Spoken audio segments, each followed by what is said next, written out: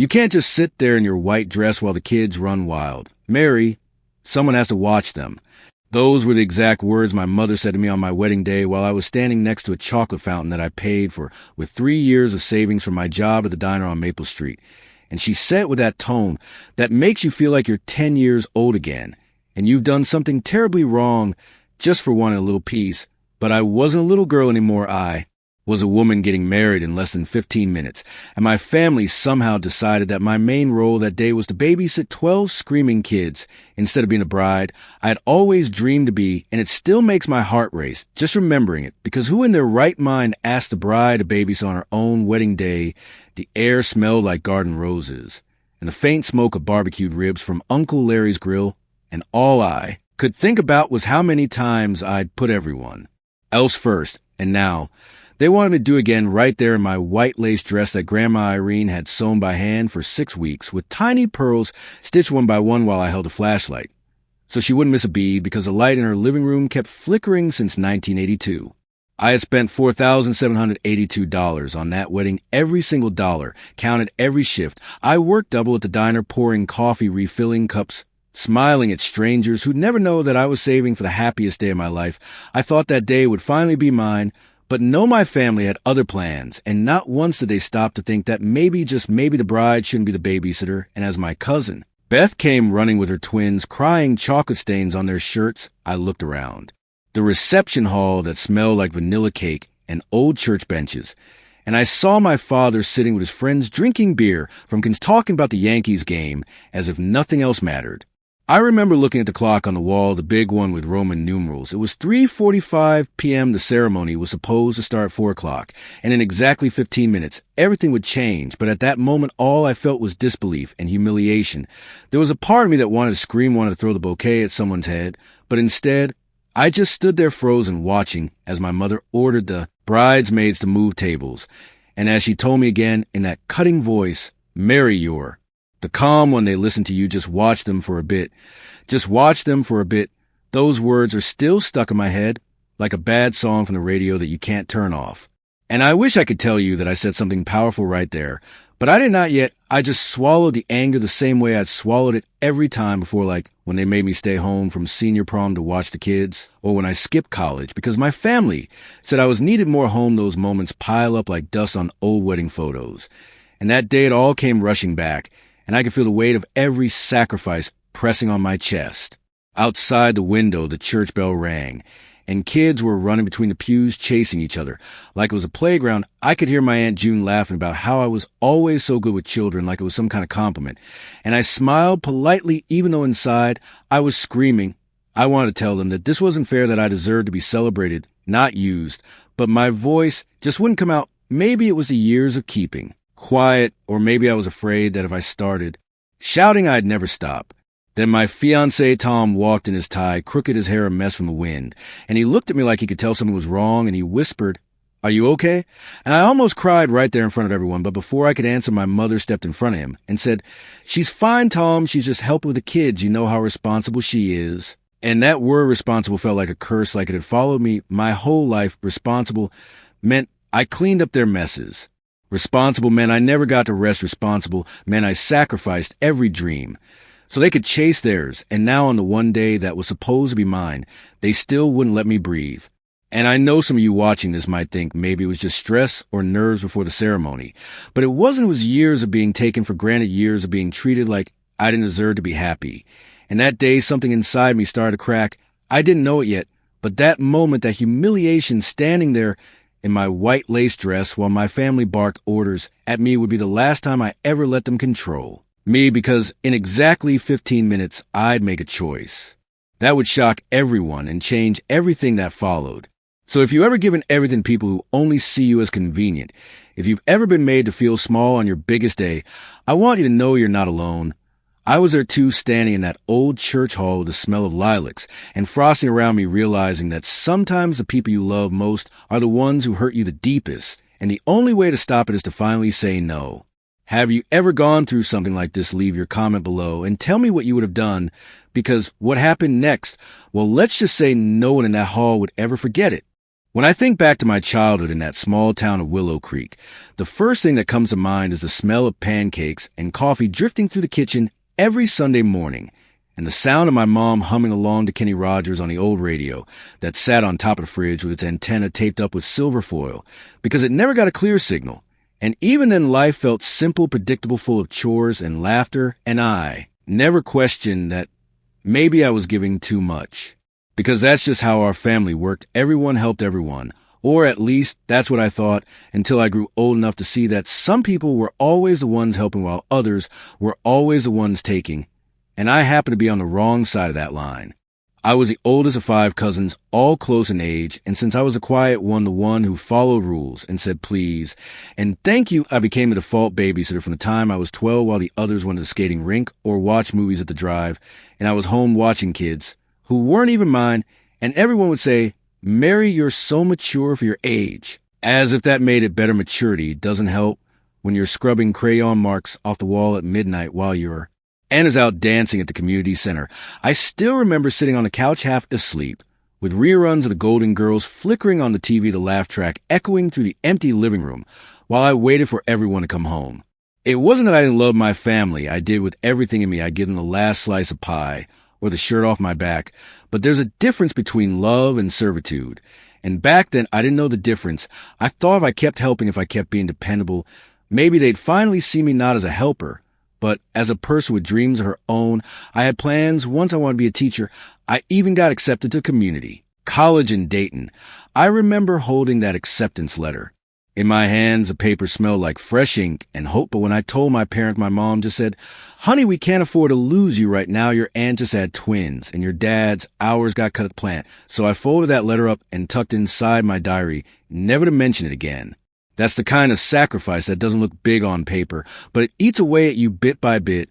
I spent the next 3 years working mornings at the diner on Maple Street, and afternoons cleaning at the elementary school. Saving every penny in a cookie jar I painted myself with little daisies on the lid. I thought maybe someday I'd use that money to go back to school, or maybe for something special like a wedding of my own. And that's exactly what I did. When Tom came along, it felt like life was finally giving me something back. He was kind, gentle. He loved old records, and he laughed at my corny jokes. We met at the summer fair in '87 right by the Ferris. We bought me a funnel cake and told me I had frosting on my nose. I laughed so hard I nearly dropped the plate, and for once I felt like the main character of my own story.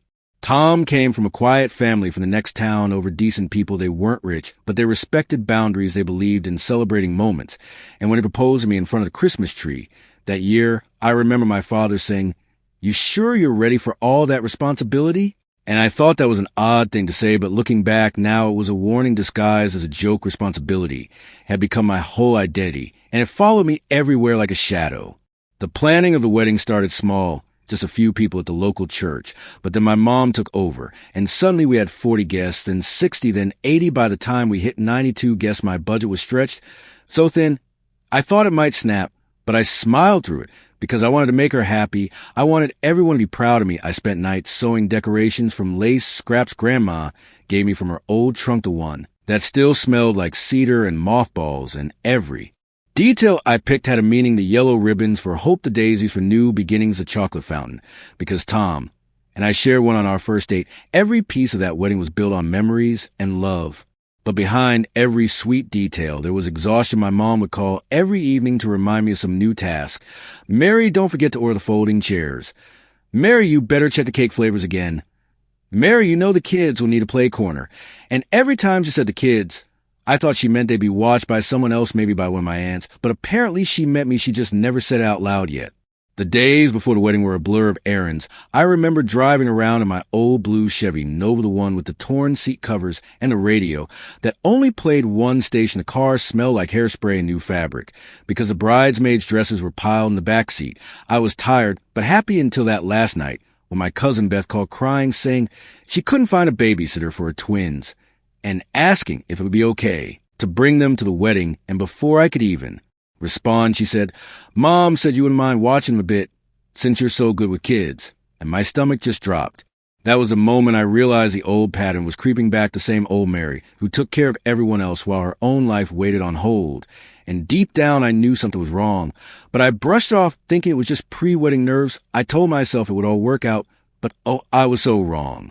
So when you hear what happened next, just remember this wasn't a one-time thing. This was years of setting myself on fire to keep others warm, years of being the dependable one, the quiet one, the one who never said no. And that kind of habit doesn't break easily. But it was about to. What would you have done if you were in my shoes? Would you have said something? Would you have just smiled through it? Let me know in the comments below. And trust me, you're going to want to hear what came next, because it only got worse before it got better. In the days leading up to the wedding, everything felt like a dream.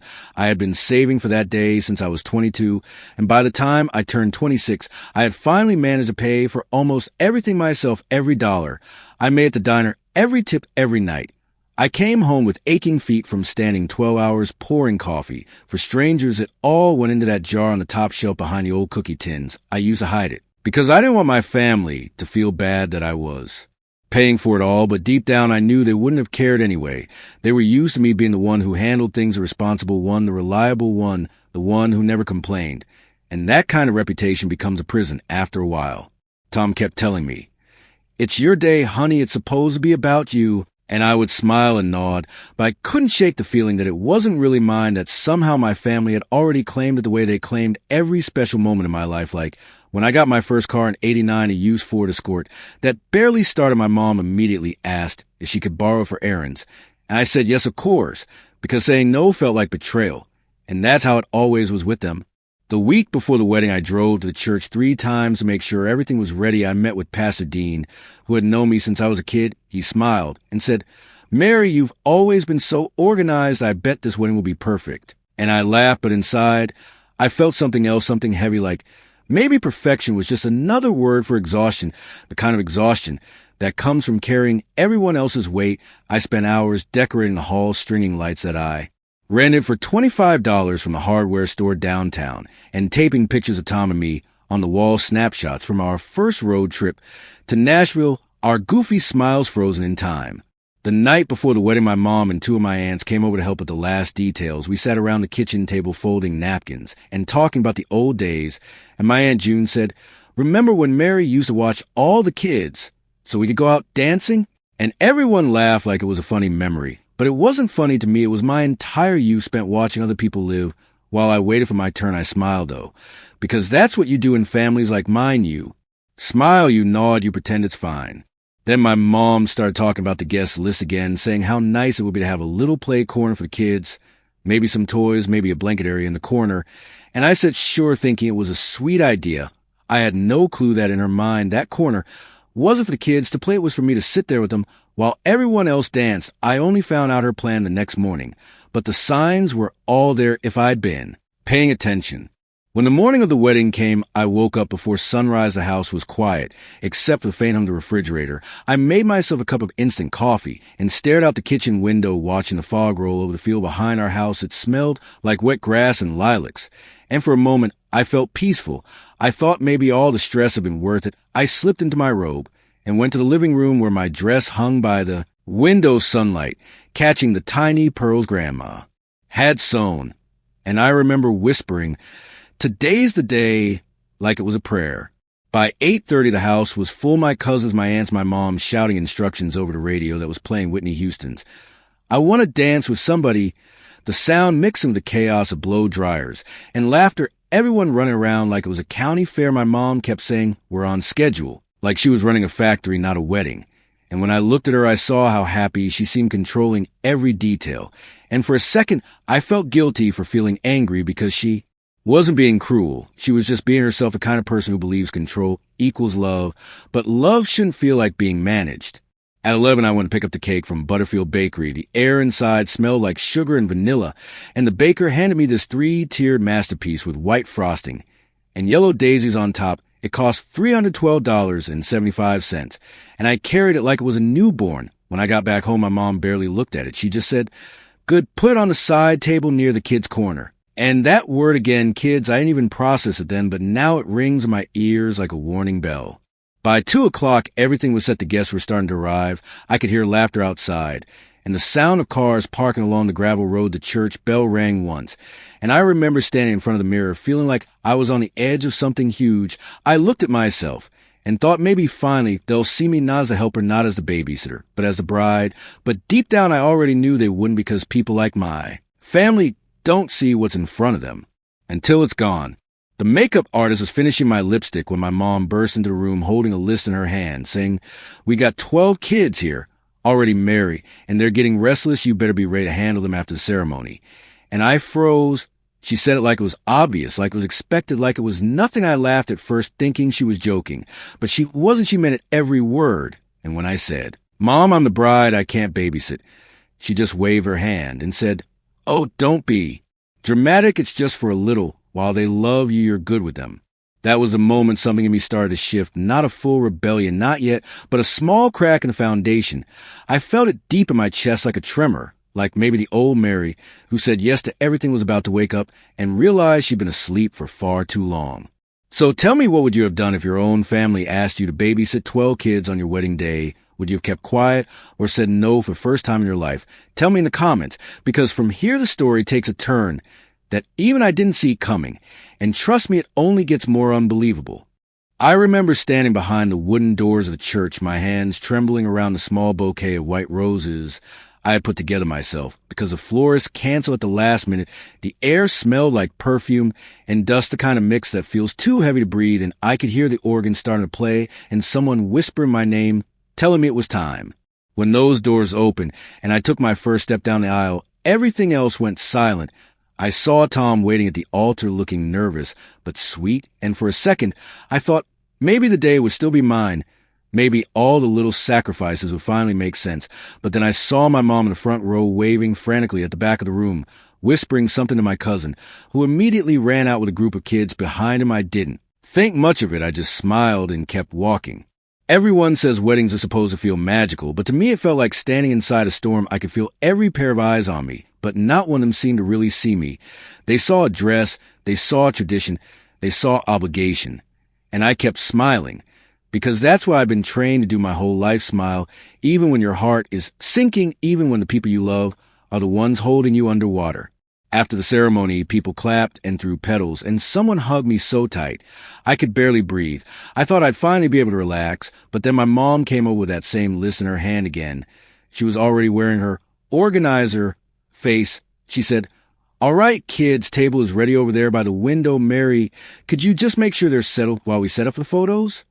And I froze. I looked around the hall full of guests, all talking, laughing, sipping punch, and I realized she wasn't joking. She really wanted me to take care of the children during my own wedding reception. I tried to laugh it off. I said, "Mom, I just got married. Maybe someone else can watch them for a bit."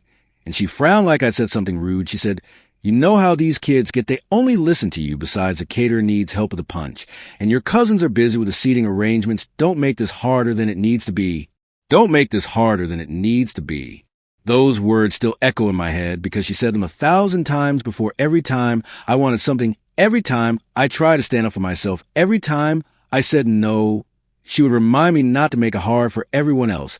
And suddenly I was 12 again, sitting on the porch watching the other kids play while I stayed behind to help wash dishes.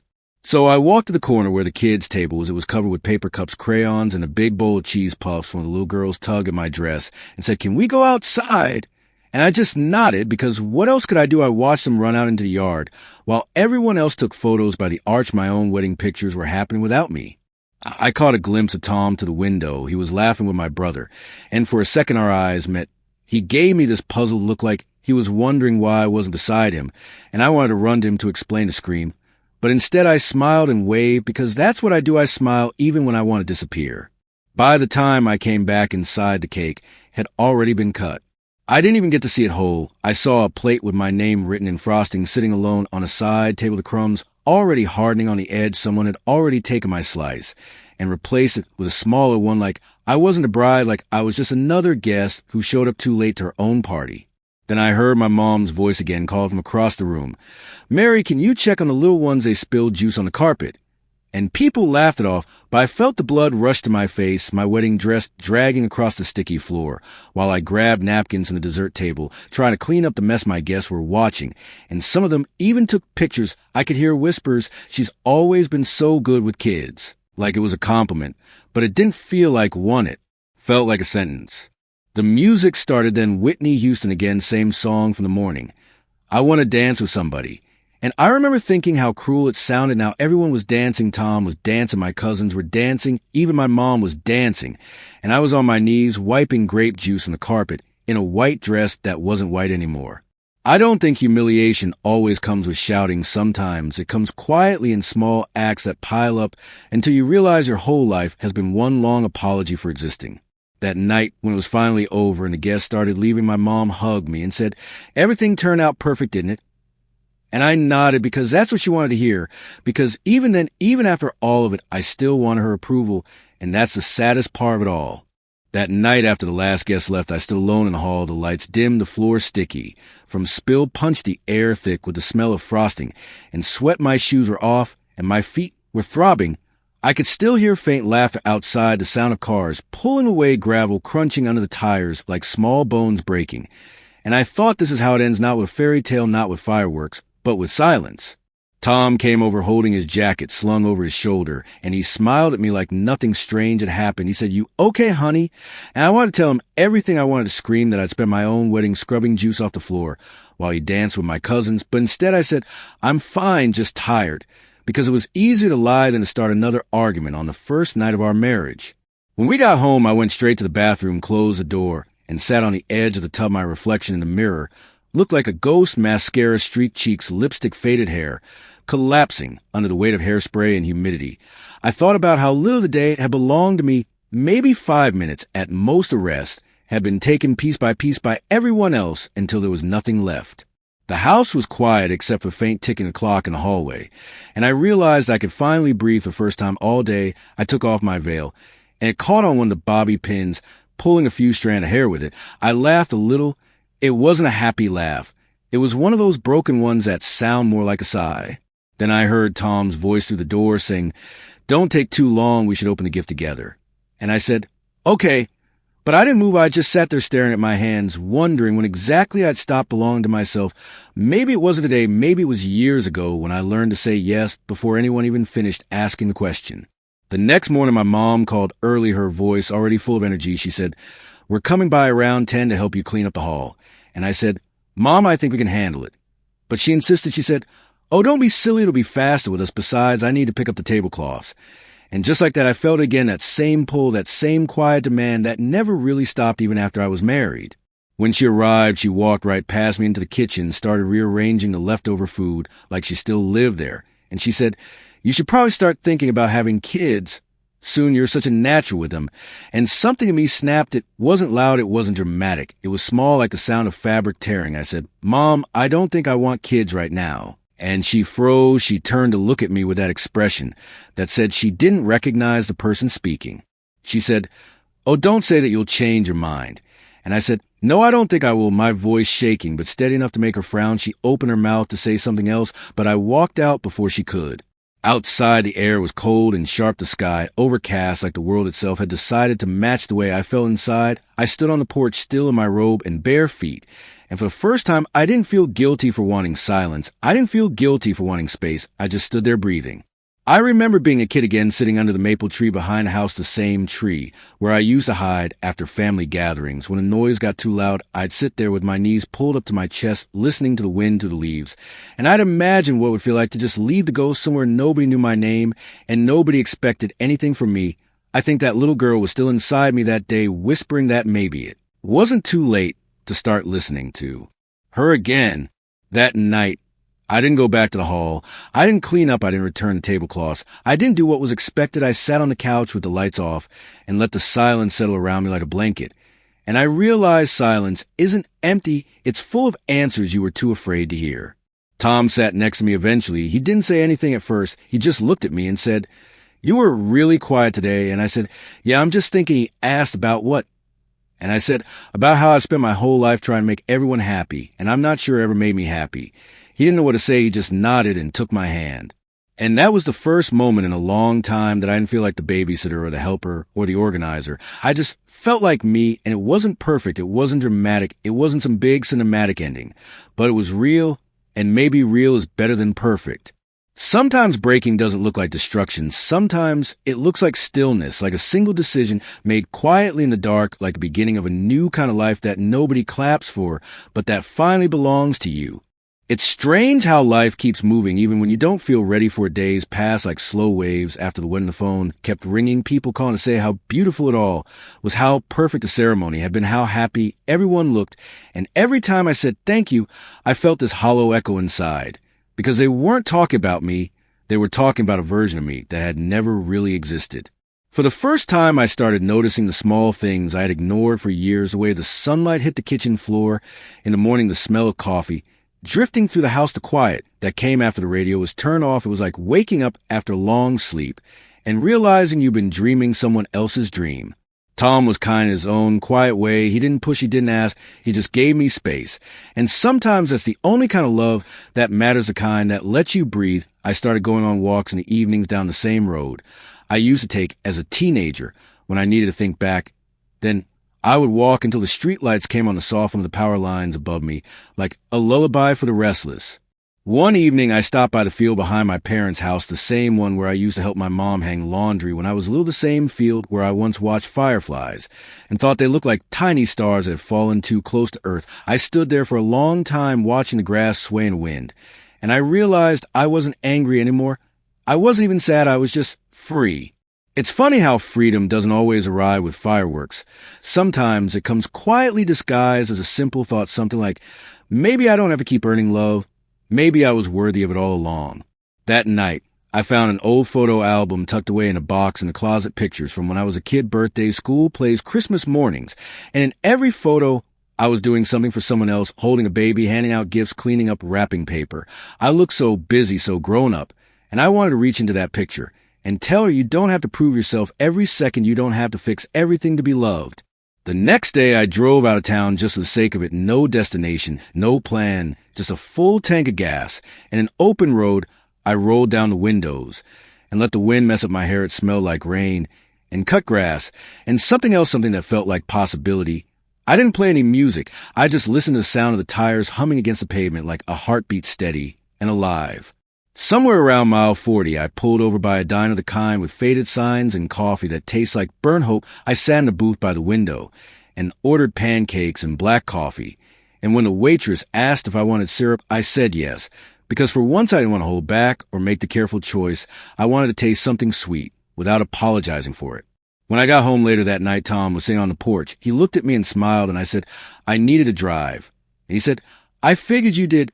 We didn't talk much after that. We just sat there in silence, watching the porch light flicker and the moths dance in and out of the glow. And I thought maybe that's what healing looks like. Not grand gestures, not dramatic changes, just small moments of peace that slowly start to fill the cracks. It's been months now since the wedding. People still talk about it. Sometimes my mom still calls with advice. I listen. But I don't bet not anymore. She doesn't understand what changed in me. And that's okay. Not everything needs to be explained. Some things are just meant to be lived. I still visit that field sometimes when the air smells like lilacs and rain. I stand there barefoot, feeling the cold earth under my feet, and I whisper to the wind, thank you, not because everything worked out perfectly, but because I finally learned that I don't need perfect anymore. And maybe that's the quiet truth behind every heartbreak, behind every humiliation, behind every story that starts in pain and ends in peace. You don't rebuild the same person you were before. You build someone new, someone softer, but stronger, someone who finally belongs to herself. Because in the end, that's all I ever wanted, not the dress, not the ceremony, not the approval, just a life that feels like mine. And if you've ever felt like me, if you've ever given too much for people who never noticed, maybe this is your sign to start again. Maybe this is your reminder that you can still come home to yourself no matter how far you've wandered. The morning after the chaos of my wedding, I woke up before sunrise, the curtains barely holding the golden light of the sun slipping in through the cracks. I could still feel the sticky floor under my feet. From spilled punch, the faint scent of frosting lingering in the air, the house silent, except for the hum of the refrigerator and the distant crow of a rooster across the street. I sat on the edge of the bed staring at my hands, thinking about the last 26 years, how many times I had said yes. How many times I had put myself last, how many times I had carried everyone else's burdens like they were my own, without ever being asked.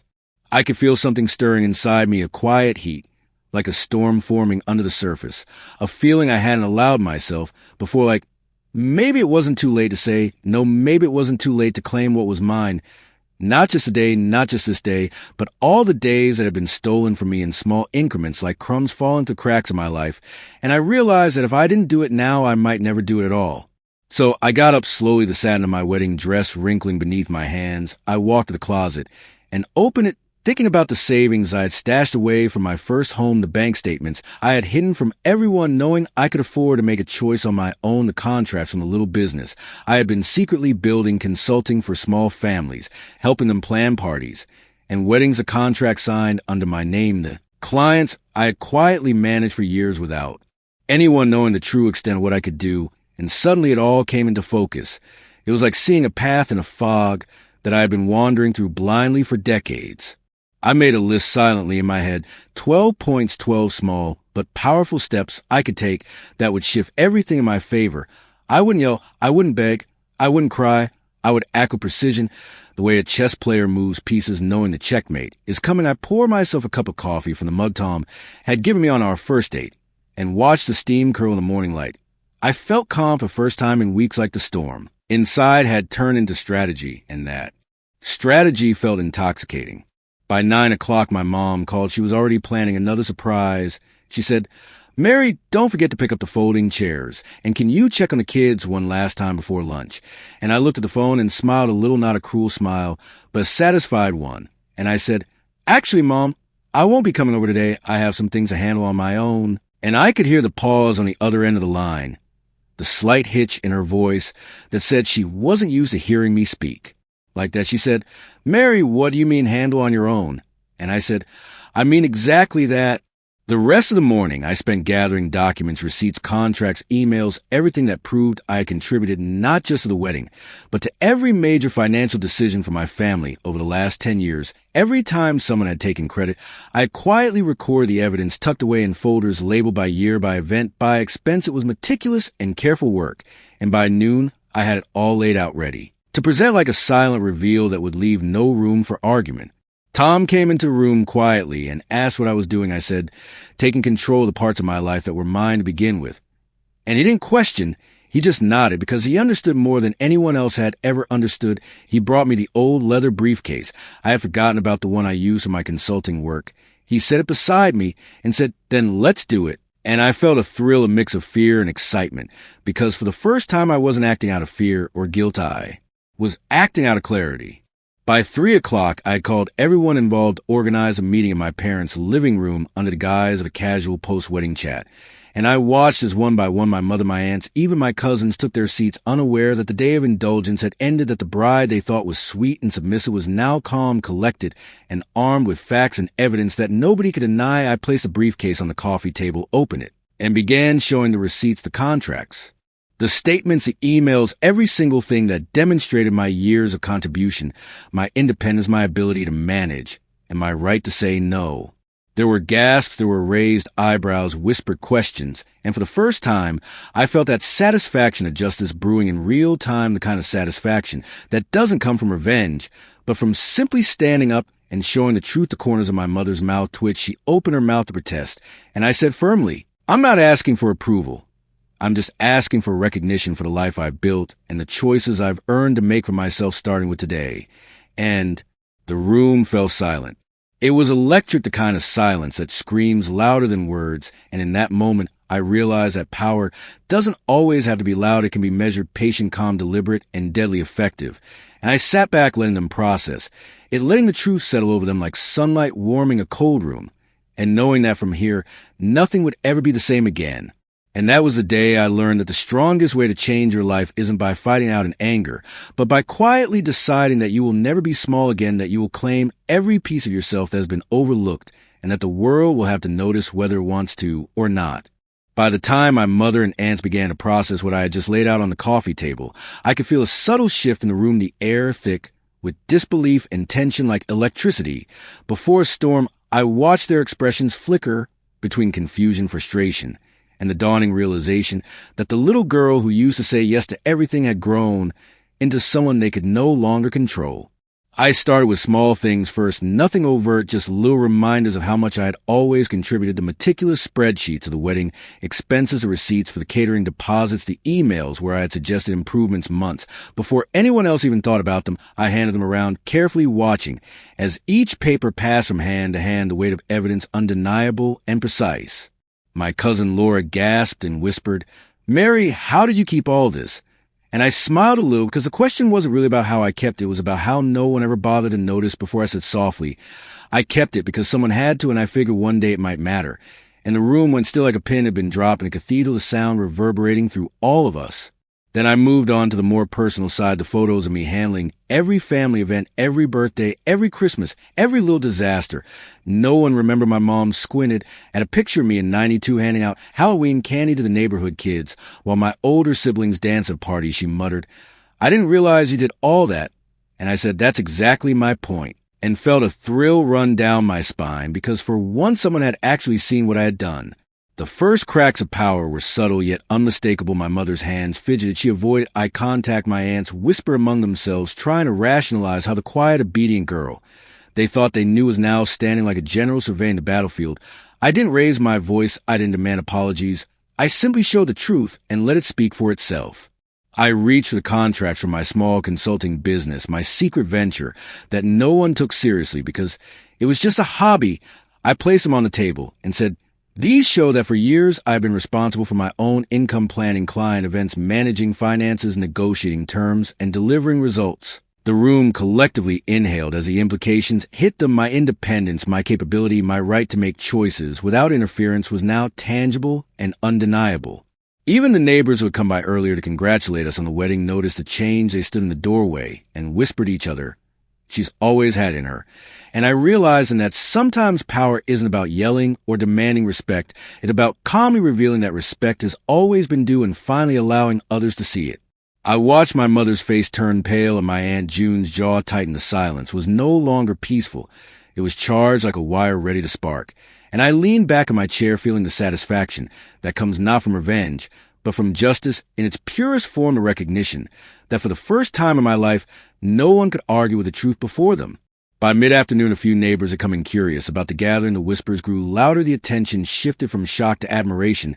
I could see Tom in the background, quietly observing the scene. He didn't intervene. He didn't need to. He just smiled that knowing smile because he understood the depth of what was happening.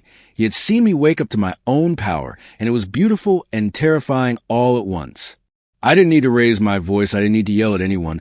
I simply let the documents, the photographs, and my quiet confidence speak for me, and it worked. The room had changed. The energy shift of the family had no choice but to acknowledge that the bride they had underestimated for 26 years was now firmly in command of her own life.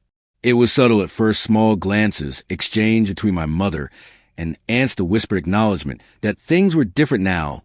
And I smiled quietly to myself, knowing that in the next moments the real impact would unfold, that the small seeds of recognition planted today would grow into something no one could ignore, and that from here on out, nothing would ever be the same. By the time I closed the briefcase, I felt a calm like a storm had passed and left a clear sky behind. I looked around the room at the people I loved and realized that power doesn't always roar, sometimes arrives quietly with facts and evidence and confidence. And that quiet power is far more unstoppable than any yelling or pleading could ever be. And as the first signs of change began to settle over the room, I knew that what had started as a day of humiliation had now become the first day of my liberation, the beginning of a life where I would no longer be taken for granted, and where the world would finally have to respect a woman I had always been inside. By late afternoon, the room had transformed into something I never imagined possible, a living proof of quiet rebellion turned undeniable authority.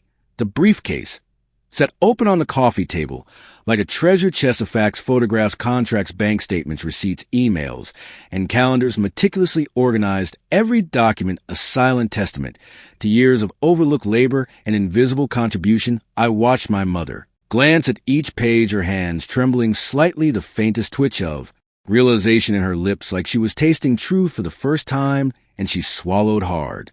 I reached for the final folder, a stack of letters from local businesses I had consulted for over the past 10 years, each one thanking me for organizing events, handling finances, and making their lives easier a pile of references and contracts that even my aunts couldn't dispute. I spread them on the table with deliberate care, letting the weight of paper do what words often fail to do. The room went still, so still you could hear the hum of the air conditioner, like a pulse keeping time with the rising tension. My cousin Laura leaned forward, her voice barely a whisper. Mary the First had no idea, and I nodded because that was the whole point. No one had cared to notice before now.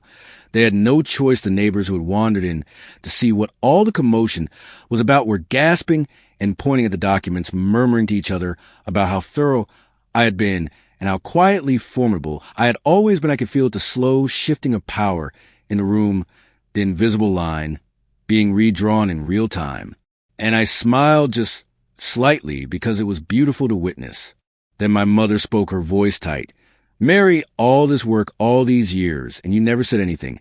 And I looked at her calmly, the calmest I had ever been in my entire life, and said, I didn't need to say anything until someone tried to deny it. Her eyes widened slightly, as if she couldn't quite believe the person speaking these words was the same girl she had once forced to wash dishes and babysit on her wedding day. I continued showing in the evidence, carefully pointing to emails where I had suggested cost-cutting measures of contracts I had signed that were never acknowledged, the spreadsheets that detail my financial contributions to family gatherings and weddings over a decade.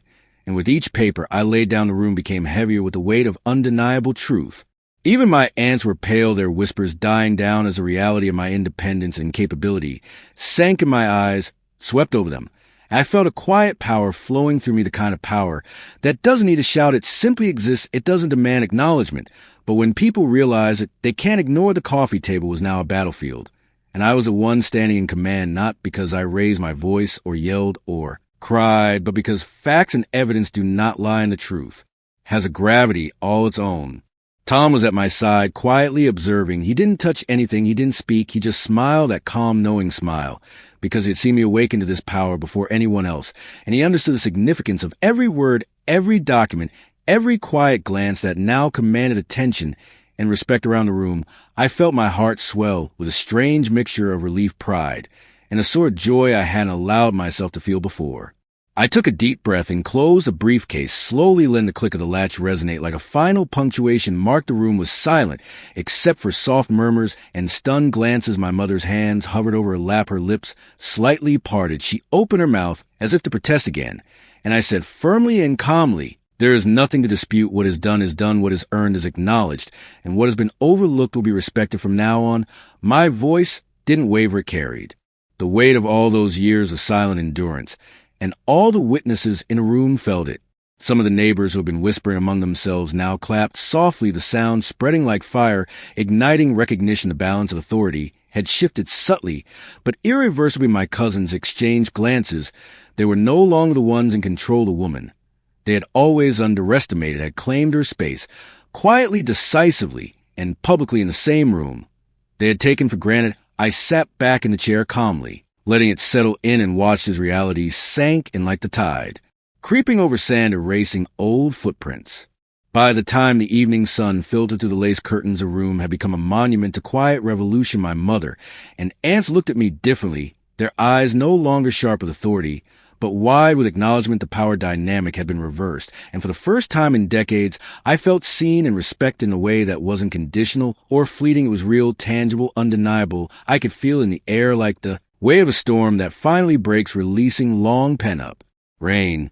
And that night, when everyone had gone home and the house was quiet again, Tom and I sat on the porch, the warm amber glow of the porch light spilling over us. I looked at him and said softly, today, nothing will ever be the same. And he nodded because he understood exactly what I meant, and I smiled because finally I could breathe fully, freely, completely, knowing that the girl who once said yes to everything had grown into a woman who could say yes or no on her own terms, and the world would have to accept it.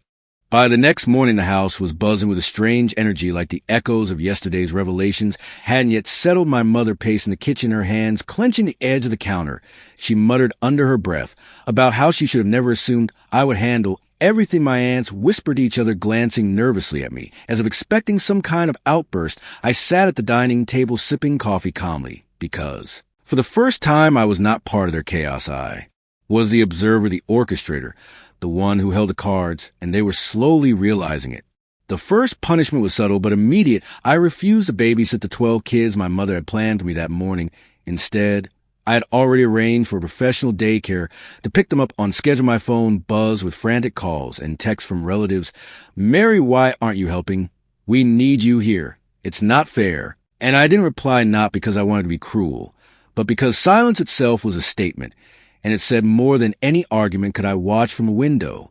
As the van arrived, the children's shrieks and laughter spilling into the yard, and I felt a quiet satisfaction knowing that my choice had caused the first real disruption in the family's sense of entitlement. By 10:30, the first emails and letters confirming my legal and financial contributions were circulating to relatives who had ignored my past efforts were now forced to acknowledge them. The receipts, the contracts, the careful records all pointed to a truth they couldn't deny. My aunts tried to downplay it, but even they could see the numbers, the evidence, the undeniable impact I had made over the years, each document a silent strike against the assumption that I was only a helper and not a rightful decision-maker in my own life. Even the neighbors who had witnessed the initial confrontation began sending messages of support, comments online from the local community, praising my organization, my foresight, my calm execution. They called it inspiring. One neighbor said, "Mary finally showed everyone what real power looks like, quietly and effectively." And another said, "She has been underestimated for years, but today she showed them all." It was strange to see admiration from people who had never been part of the family, but it reinforced the truth that recognition doesn't always come from those closest to you. It sometimes comes from outsiders who can see clearly. By noon, the phone calls intensified from relatives who were trying to negotiate their own standing. They asked politely if I could help with events in the future. I smiled quietly because the tables had turned for years. They had taken my contributions for granted. Now they were asking permission to involve me. The first hint of justice was visible in their tones. The balance of power had shifted subtly but definitively, and they knew it. I made a point of calmly setting boundaries for the first time ever, telling them which responsibilities I would accept and which ones I wouldn't. My mother froze when I said, "I am not babysitting 12 kids on any family event without prior arrangement and compensation." And I could see the flicker of surprise in her eyes. She was learning that authority doesn't always have to roar. Sometimes it arrives with confidence and unwavering boundaries, and the consequences of ignoring it are immediate and tangible. By mid-afternoon, my cousins, who had once relied on my labor for free, were now helping to arrange catering and setup because they realized my refusal wasn't personal. It was necessary. I was teaching them to respect contribution, to acknowledge effort, and to see that my time and skills had value. They muttered apologies under their breath, and I nodded calmly without gloating. Because justice isn't about revenge, it's about recognition and alignment of responsibility. Even the children noticed a change, some of them looking confused at first, but slowly realizing that I wasn't a constant organizer anymore, that I had stepped into a role that demanded respect, not servitude. One of the older kids whispered to their mother, "Mary isn't just helping, she's different now." And the mother shrugged, awkwardly unable to articulate the subtle but undeniable shift that had taken place. By evening, the first ripple of change had spread beyond my immediate family. The neighbors complimented the way I managed the post-wedding cleanup. They noticed that the mood was calmer, and that the previously tense family members were now following my guidance subtly, without arguing. They had learned that ignoring or undermining me had consequences visible and immediate, and the power dynamic had permanently shifted. Sitting alone that night sipping tea, I thought about how long it had taken to reach this moment, the years of silent labor, the unnoticed contributions, the constant, yes, the endless care taken, the sacrifices now recognized, not because I demanded it, but because I quietly made it impossible to ignore the truth. And in that moment, I realized that justice doesn't always need confrontation. Sometimes it arrives as inevitability, as consequences, recognition of what has always been. And as I closed my plan of marking the day as the first of my new rules, I smiled quietly because for the first time, I felt a deep, satisfying calm, the kind that comes from knowing that when you finally say no, the world finally listens. And that small act of assertion can create ripples that lead to immediate and lasting justice. By the following morning, the reality of the previous day had fully settled over the house. My mother's voice had lost its usual authority. She no longer demanded my presence for tasks she had previously assumed I would handle automatically. My aunts moved quietly through the rooms, coordinating minor duties, while consulting me, because for the first time they recognized that my decisions were final and their attempts to override me were futile. The energy in the house had shifted from control and Expectation to acknowledgement and respect. I started the day calmly reviewing my plans for the upcoming family brunch, making sure everything was clearly organized for professional helpers I had hired, and noting down which tasks were truly mine and which belonged to others. The children were dropped off on time and behaved according to the instructions. I had left the first small victories of the day, reinforcing my confidence, and the subtle power I had claimed became visible to everyone in real time. I could see my mother's hesitation. When she spoke, she paused before asking questions. She carefully chose her words, realizing that the old pattern of taking me for granted no longer applied.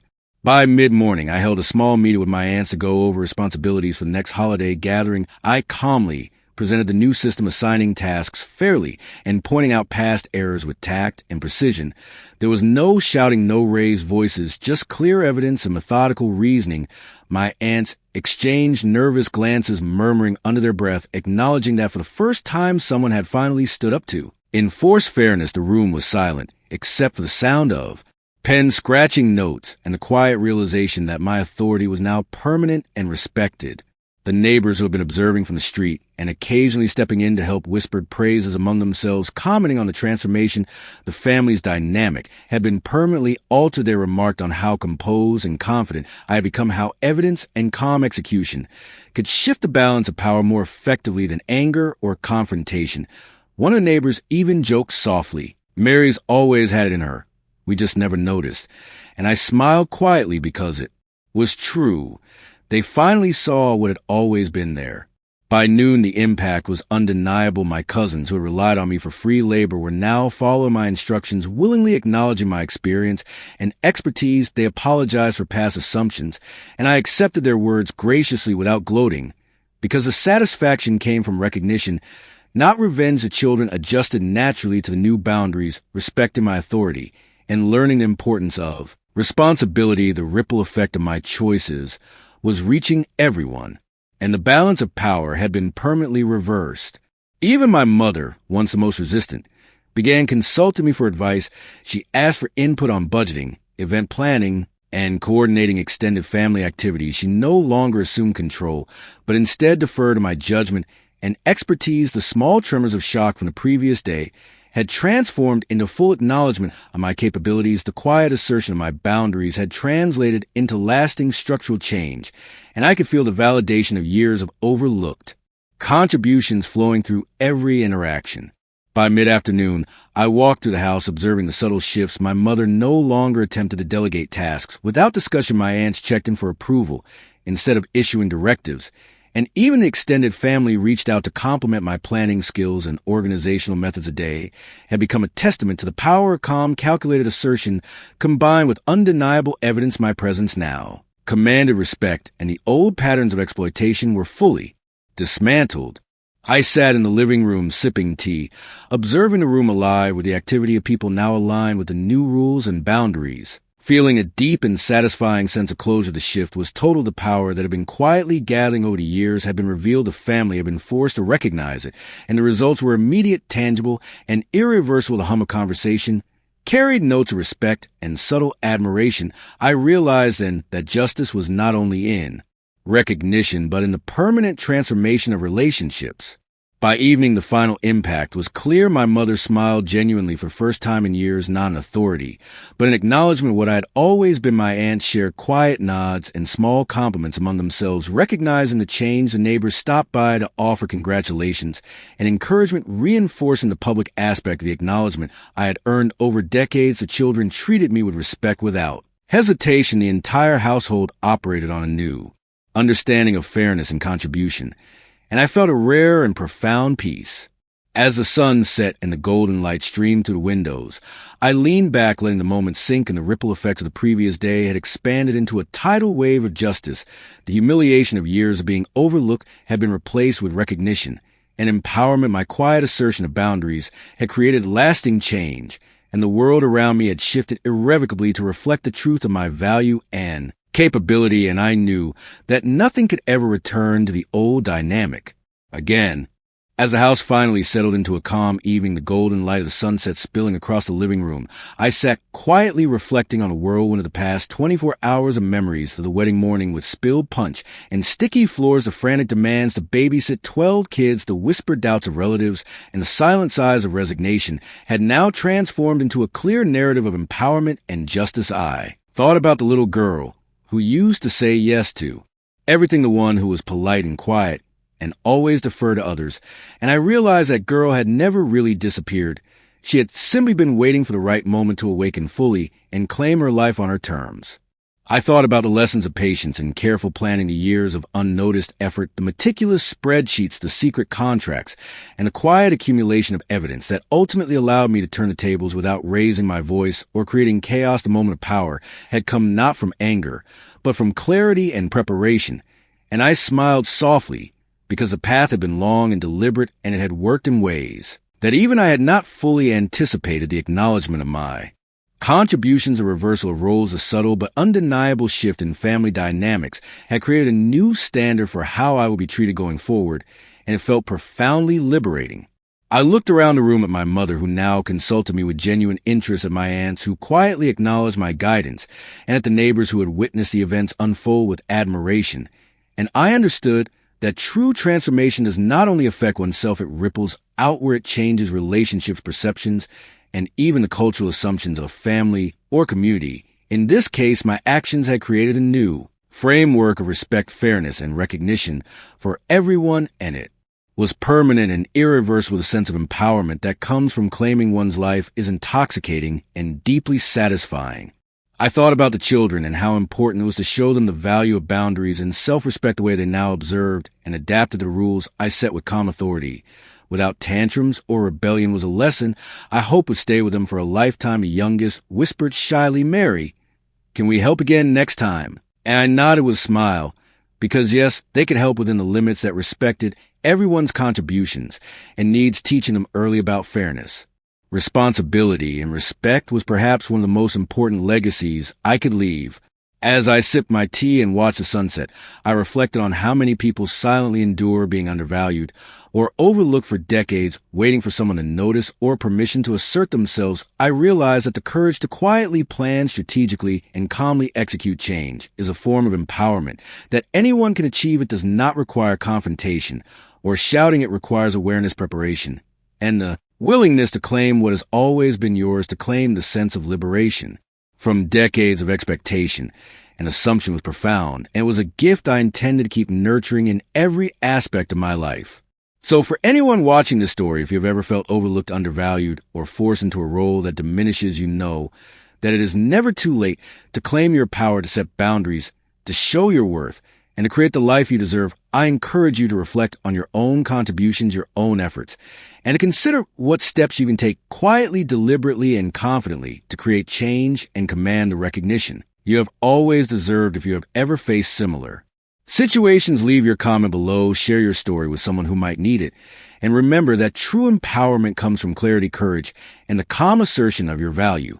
And as the final rays of sunlight faded into the horizon, I looked at Tom and said softly, "We did it." And he nodded with that quiet, knowing smile, because he understood that the girl who once said yes to everything had become a woman who could say yes or no on her own terms, and the world had no choice but to respect it. I looked around at the peaceful house, the family finally aligned to the new reality, the neighbors supportive, and the children learning respect, and I knew that nothing would ever be the same again. The journey from being overlooked to being fully recognized had been long, arduous, and emotional, but it was complete, and the feeling of liberation, empowerment, and justice would stay with me forever. If this story inspired you or made you feel seen, if it reminded you of your own hidden strength, subscribe to the channel, activate the notification bell, share this story with someone who needs to see it, leave your thoughts in the comments.